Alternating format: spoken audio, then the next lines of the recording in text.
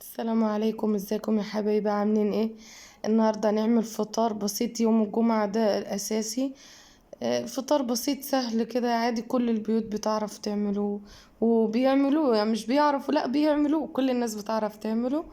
فمش حابب شرح ولا هعرفكم هو انا بعمل ايه. النهارده بطاطس مقلية محمرة، جنب حبة بدنجان، فلفل، مع بيض. فانا هسيبكم تتفرجوا على الفيديو، ويا ريت يا حبايب قلبي ما تنسوش الاشتراك واللايك وتفعيل الجرس. هحط لكم مقطع بسيط كده، يا ريت تسمعوه. هو فطارنا بسيط، حبة مش أساسية دي في الصينية جنب الفطار، دي حاجة أساسية. وحبة بطاطس على بدنجان فلفل، ولو حابة لو في طعمية. متنساش اللايك يا حبايبي. هسيبكم بقى تتفرجوا على الفيديو، هو مقطع صغير خالص مش مطول عليكم. يا ريت ما تنساش اللايك، انا عدتها لكم 3 مرات. السلام عليكم، انا هسيبكم تتفرجوا على الفيديو.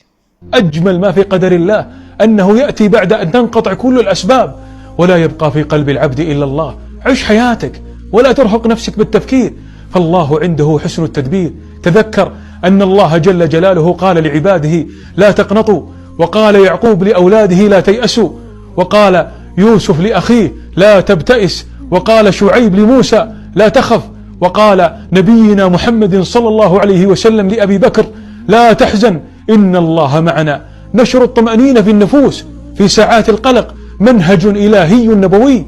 انشر الطمأنينة والثقة بالله، فلا بد من فرج قريب.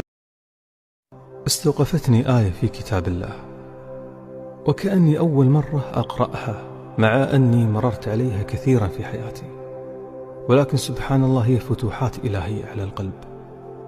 وهي قوله تعالى فاذكروني أذكركم.